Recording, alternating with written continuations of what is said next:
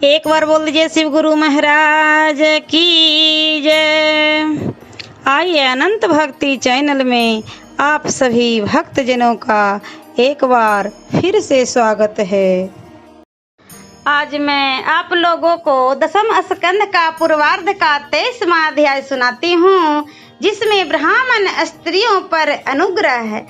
श्री सुखदेव जी बोले, हे राजा परीक्षित, जब श्री कृष्ण बलराम गोप बालकों के साथ यमुना तट पर गए तो उन बालकों ने कहा कि हे राम, हे महापराक्रमी कृष्ण, अब हम लोगों को बहुत भूख लगी हुई है, इसका कुछ शीघ्र उपाय कीजिए। देवकी नंदन कृष्ण को भगवती ब्राह्मणों की स्त्रियों का ध्यान आया, जो उस समय अपने वेदज्ञ पतियों के साथ आंगिरस नामक यज्ञ में लगी हुई अच्छे पाक तैयार कर रही थी। श्री कृष्ण जी ने उनका परिचय देकर सखाओं को उनके पास भात और पकवान मांगने के लिए भेजा।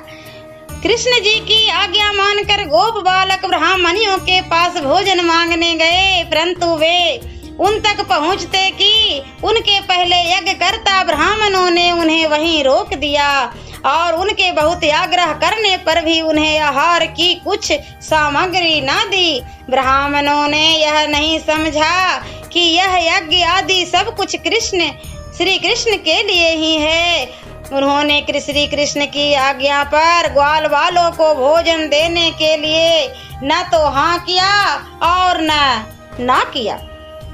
ग्वाल वालों निराश होकर श्री कृष्ण बलराम के पास आए और कहा कि आपने बड़े अच्छे ब्राह्मणों के पास भेजा था, जिन्होंने कुछ भी नहीं दिया, अपमान भी हुआ और भोजन भी नहीं मिला। कहिए अब क्या किया जाए, भूख के मारे तो प्राण निकले जा रहे हैं। ग्वाल वालों की ऐसी बात सुनकर श्री कृष्ण भगवान जी हंस पड़े और उन्हें समझा बुझा कर कहा, इस मांगने में अपमान की कोई बात नहीं है और न तो इसके लिए तुम्हें कुछ निराश ही होना है।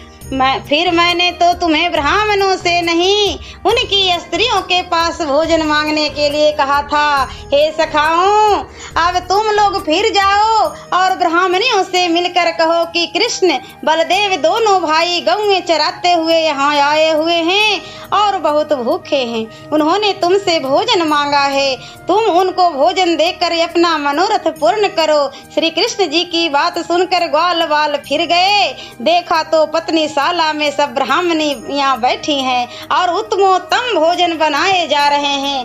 ग्वाल वालों ने उनके पास जाकर उन्हें नमस्कार किया और श्री कृष्ण ने जैसा कहा था वैसा ही सब कुछ कह सुनाया।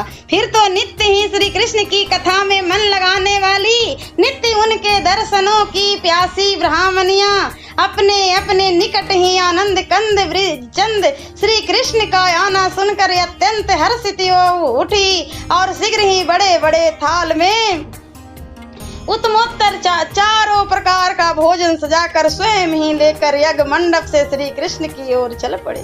श्री कृष्ण यमुना के किनारे ग्वाल वालों सहित एक वृक्ष की छांव में किसी सखा के कंधे पर हाथ रखे हुए, हाथ में कमल का फूल लिए हुए खड़े थे।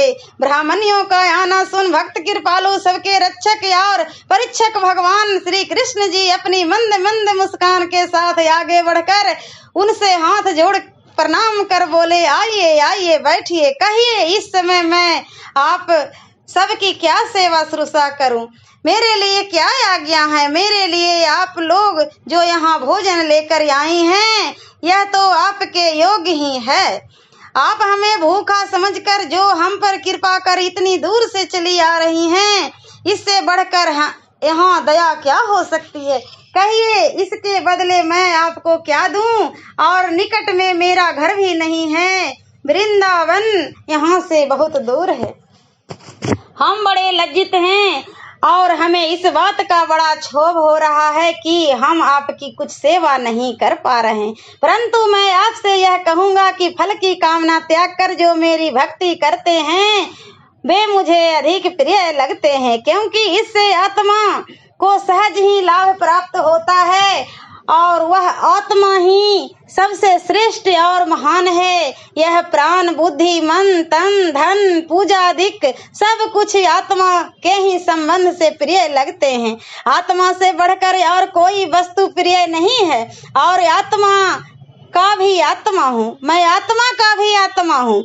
सुशील ब्राह्मणियों, अब तुम अपनी यज्ञशालाओं जाओ, मेरा दर्शन कर आप कृतार्थ हो गई। तुम्हारे गृहस्थ पति तुम्हारी प्रतीक्षा करते होंगे और जब तक तुम न जाओगी तब तक उनका किया हुआ यज्ञ पूर्ण न होगा, क्योंकि बिना स्त्री के यज्ञ पूरा नहीं होता।